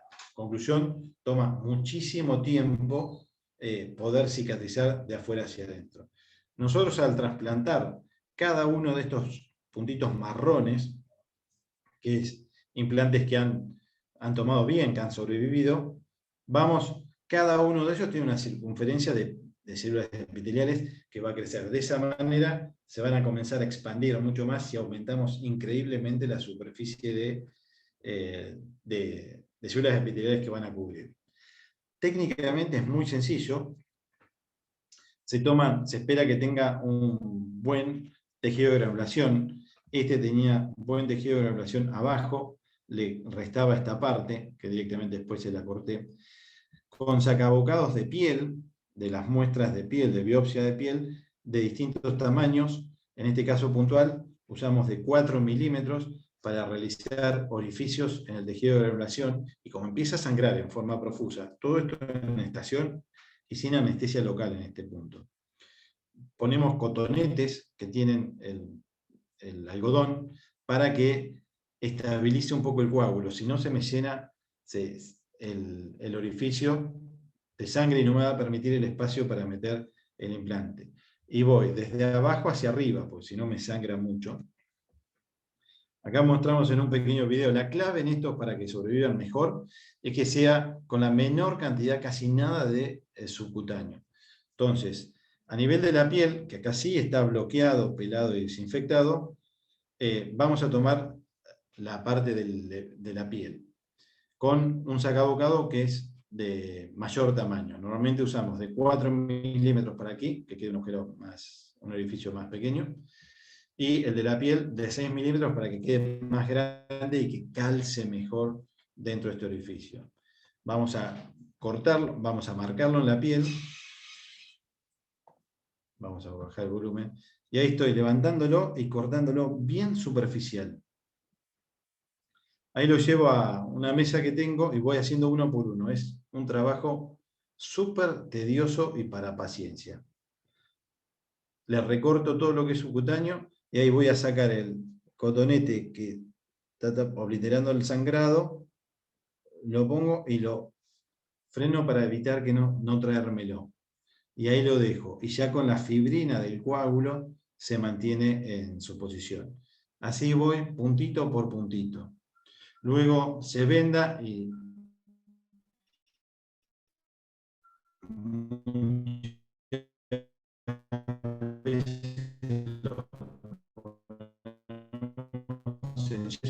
no se mueva. Pepe, no sé si estás por ahí, o Jimena, alguna pregunta, si han escrito ahí en el chat. Mauro, buenas tardes. Gabriel Gómez te habla. ¿Cómo te Hola va? Gabriel, ¿cómo te va? Estoy manejando el chat yo y sí hubo algunas preguntas. Natalí Sanza pregunta si qué tal una planta medicinal, le tuve que preguntar cuál era, porque yo no la conozco, matico como cicatrizante, si tenés. ¿Qué opinión te merece? No tengo experiencia, no lo conozco. Disculpa, Bueno, no lo conozco, pero... Y también Natalí pregunta, en la remoción de queloides, ¿se recomienda potenciar la fase de granulación, por ejemplo con miel, o potenciar directamente la epitelización? Después de recortarlo. Sí, creo que se refiere a la remoción de queloides. Sí. Si yo, tengo supongo que pregunta ella pregunta si después de remover el queloide, ¿qué recomendás potenciar? ¿La fase de granulación o directamente la epitelización? Al principio le pongo, el primer vendaje es control de la hemostasia, porque sangra muchísimo. Ahí, en ese primer vendaje no hago nada. A las 48 horas cuando se saca, ahí trato de favorecer la granulación para que se vuelva a cubrir el tejido de granulación, más que nada porque fui más por debajo de la superficie de la piel. Idealmente alginato de calcio y si no miel. ¿Tá? Pero el alginato, yo repito, no es caro. Una venda de esta está 300 pesos y dura 3-4 días seguro. Eso, y una vez que está establecido parejo el tejido de granulación chato, cambio a favorecer la epitelización manteniendo una venda semi-oclusiva, siempre vendado, y le pongo algún antibiótico tópico.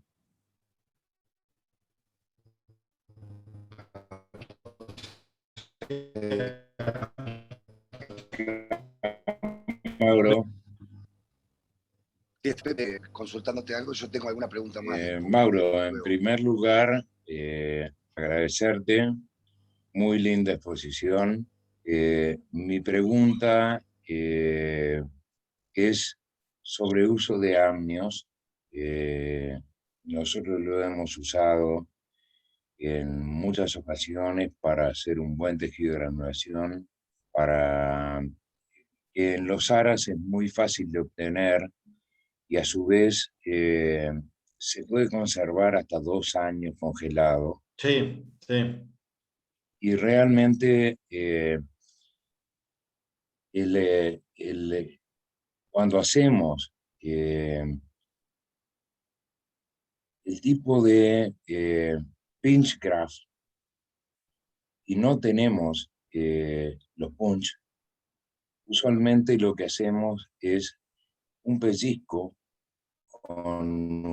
en el mismo lugar que tú lo haces o en el borde de abajo de la parrilla costal, un pellizco con una pincita con dientes y un corte con el bisturí, lo cual hace meramente sacar la parte superficial de epidermis.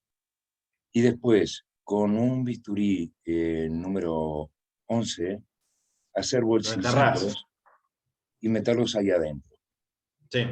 Generalmente, a mí me crecen el 50%, no más. Pero ya es enorme el aporte para lo que tú describías de todas esas pequeñas áreas que van poniendo más epitelio y no dependen de la contracción de la herida o solamente del crecimiento epitelial de los bordes. Claro. Pero Mauro, genial, una gran exposición. Gracias, Pepe. ¿Otra pregunta? Sí, Mauro, Ignacio Venegas ha preguntado algo justamente que el Pepe te intervino. Preguntan también si experiencia en el uso de PRP para el tratamiento de heridas. La idea es que el PRP puede ayudar en la fase inicial, en la fase aguda, donde yo necesito generar una gran respuesta inflamatoria para limpiar. En esa fase lo podría considerar. Inclusive algunos usan suero, lo cual no está mal, ni siquiera que sea PRP, plasma normal. Pero nosotros necesitamos debridar y ayudar al organismo. Creo que mecánicamente lo podemos hacer más rápido que con PRP. Pero mal no bien.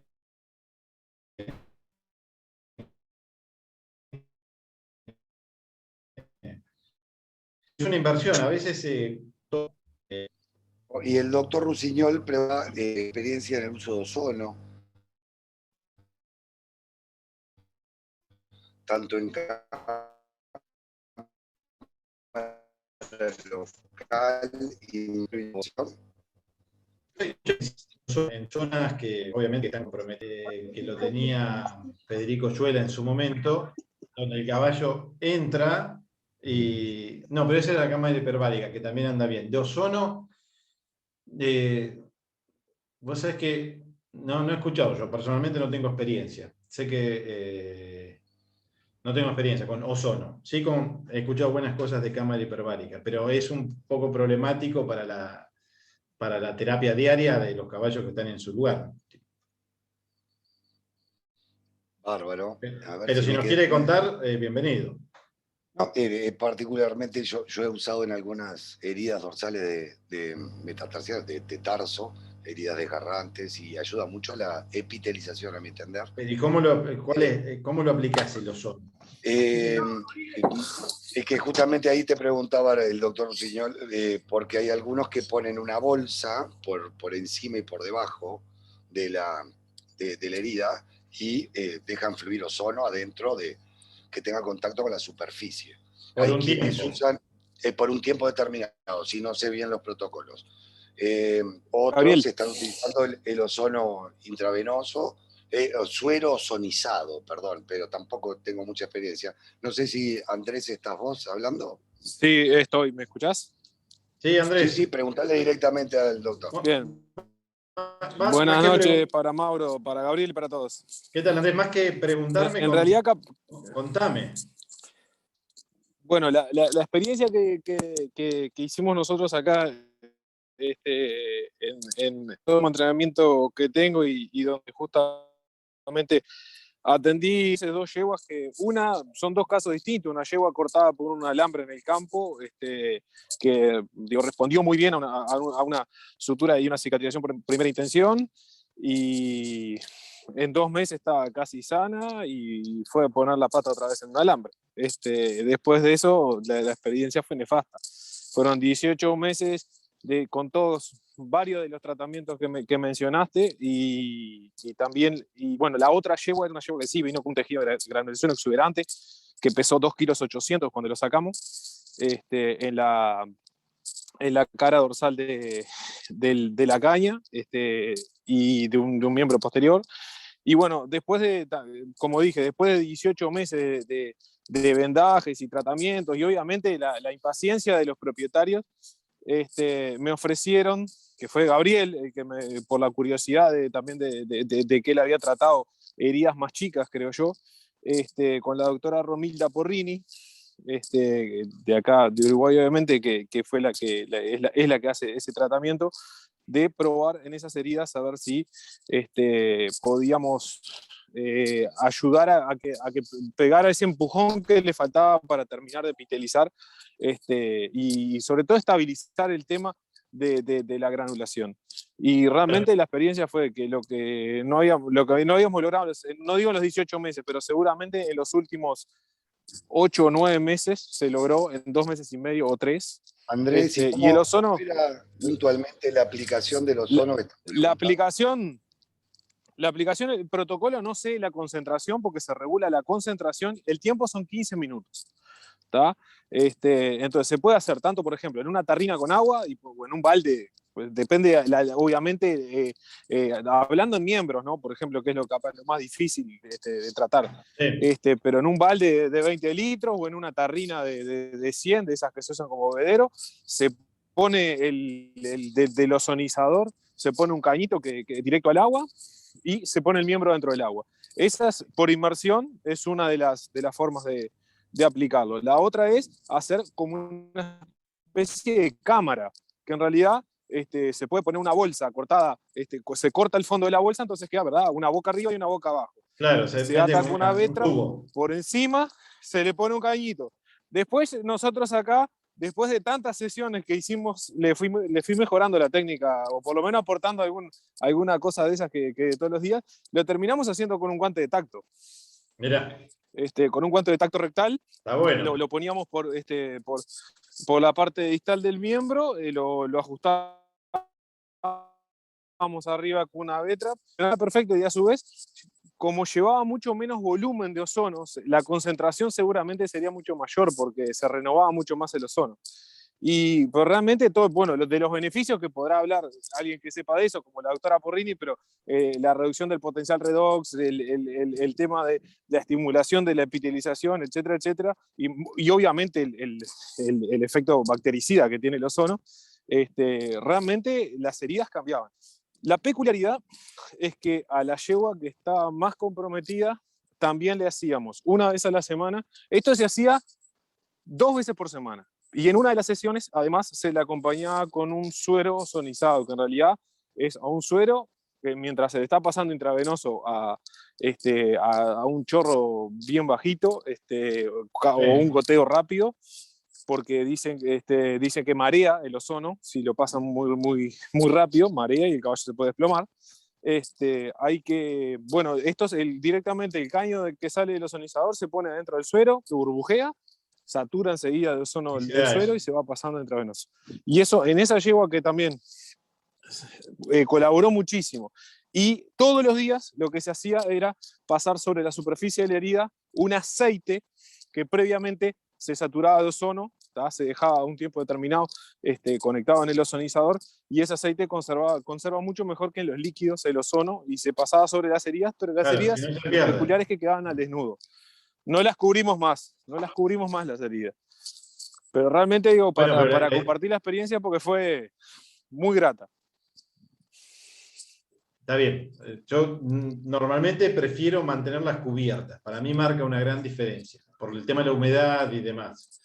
Pero no estaría mal aplicar ozono y mantenerla cubierta. Pero bueno, no tengo experiencia con ozono en particular. Mauro, tenés muchos mensajes agradeciéndote, por ejemplo, de Alejandro Rimmer, de generosa, muchas gracias por tu generosa contribución intelectual.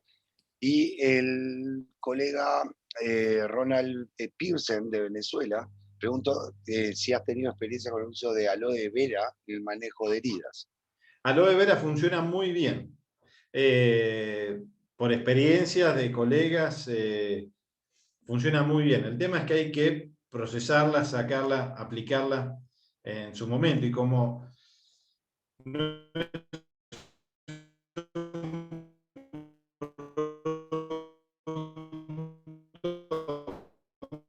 comercial que uno va a que está contraindicado para nada, creo que funciona muy bien aquellos que lo tienen a disponibilidad, pero muchas veces donde nosotros vivimos a veces no lo tenemos tan disponible como en otros lados, como para...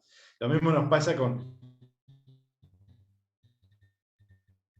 Y estoy de acuerdo con la placenta biológica, como decía Pepe, pero es cierto, en los aras hay gran cantidad, pero están en temporada. Y si vos le decís, guardame una placenta, ¿cómo se llama?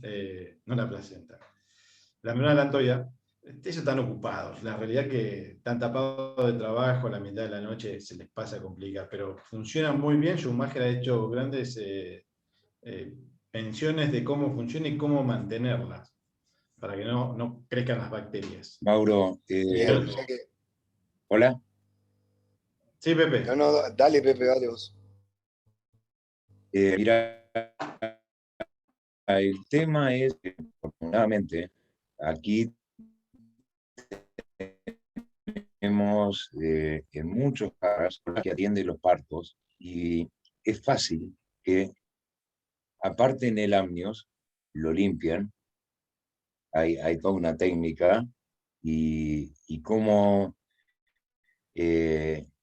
limpiarlo de, obviamente, los pastitos o lo que sea que se le pegue, recortar las partes más válidas, no la parte donde están los vasos.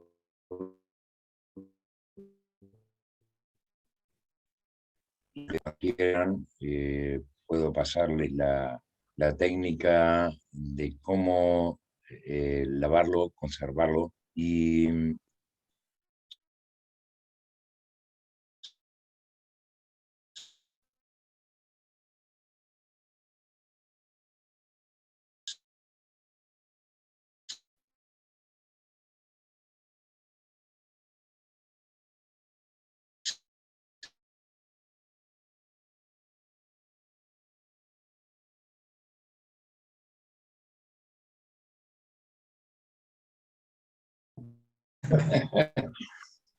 bueno, Mauro, solo me queda agradecerte, excelente presentación y contamos contigo para nuevas charlas. Bueno, cómo no. Muchas gracias por ustedes por la invitación.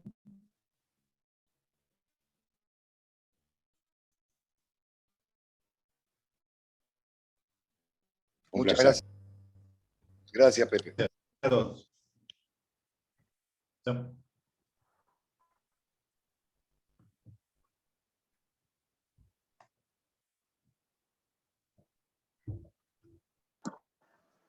Gracias, profesor, muy buena charla. Gracias.